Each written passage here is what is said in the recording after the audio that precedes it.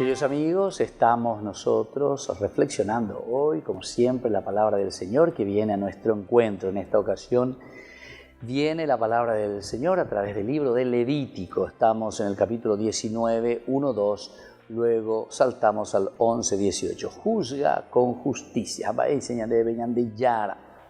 El Señor habló a Moisés, di a toda la comunidad de los israelitas, no robarán, ni defraudarán, ni engañarán a ninguno de su pueblo. No juzgarán en falso por mi nombre, profanando el nombre de tu Dios. Yo soy el Señor.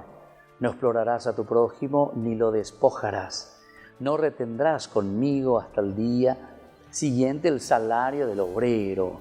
No maldecirás al sordo, ni pondrás tropiezos al ciego. Respeta a tu Dios. Yo soy el Señor. Qué lindo, queridos hermanos. Qué lindo.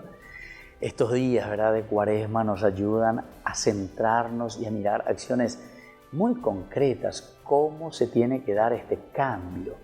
¿Qué clase de conversión el Señor nos está pidiendo? Primero luego dice, no robarán.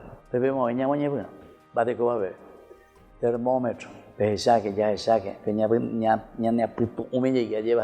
No robarán.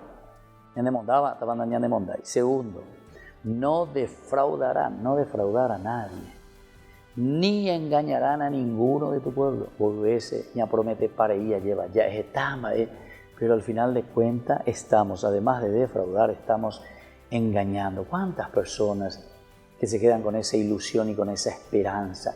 Y sin embargo, le engañamos, pero así, con tanta facilidad. Otro elemento, no juzgarán en falso por mi nombre, profanando el nombre de tu Dios.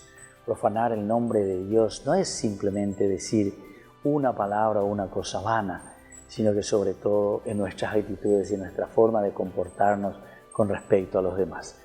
Queridos hermanos, que este tiempo de Cuaresma sea de nuevo un llamado a la conversión y que se noten en cosas bien concretitas como hoy la palabra de Dios, aquí el libro de Levítico capítulo 19 nos está invitando a hacerlo.